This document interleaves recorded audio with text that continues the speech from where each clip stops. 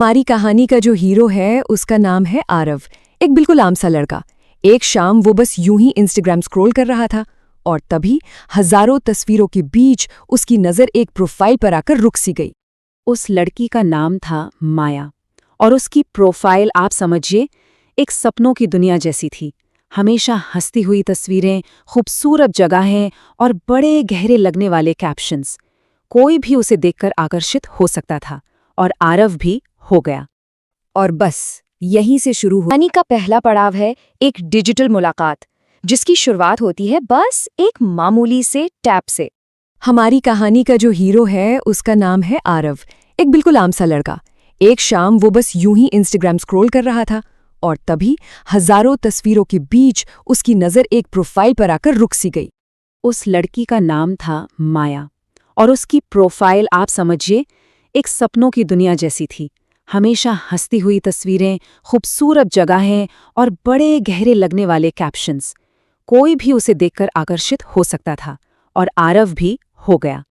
और बस यहीं से शुरू होता है कहानी का दूसरा चैप्टर, बातों का सिलसिला। देखते ही देखते कैसे कुछ डायरेक्ट मैसेज एक गहरे रिश्ते की बुनियाद बन गए।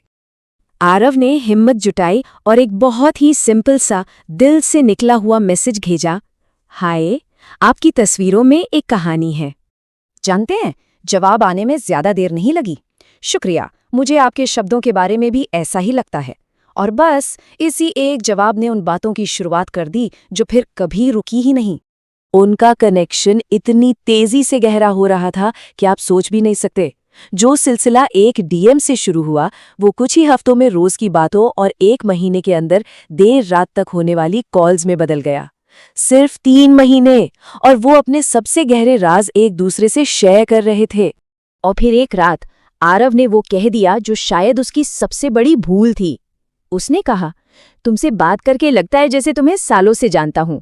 मुझे तुम पर भरोसा है। ये वो पल था जिसका शायद वो माया नाम का किरदार इंतजार कर रहा था। भरोसा ही तो वो चाबी थी।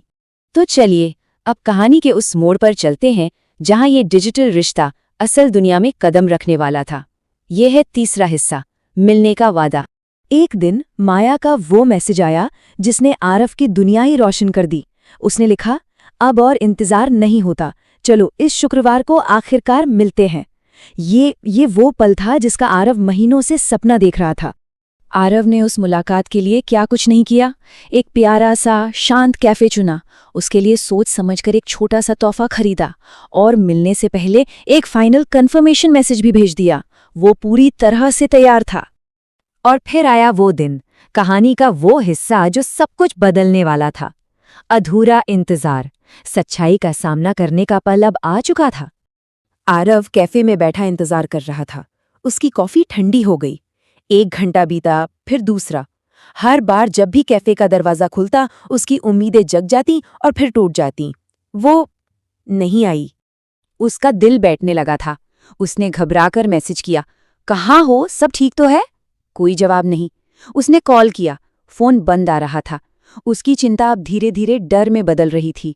घंटों बाद जब उसने थक हारकर फिर से इंस्टाग्राम खोला तो माया के प्रोफाइल की जगह बस एक लाइन लिखी थी, यूजर नॉट फाउंड। सब कुछ एक झटके में गायब हो गया था। ये अधूरा इंतजार, ये आरव के लिए सिर्फ एक दर्दनाक हादसा नहीं था, बल्कि एक बहुत जरूरी सबक भी था। तो आखिर इस पूरे तजुर्बे से हम क्या सीख सकते हैं?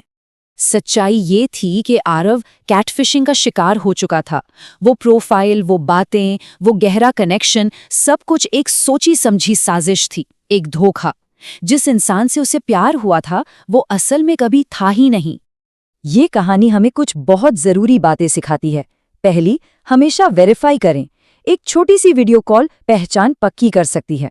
दूसरी, अगर इमोशनल कनेक्शन बहुत बहुत ज्यादा तेजी से बन रहा है तो सावधान हो जाइए, ये अक्सर एक खतरे की घंटी होती है।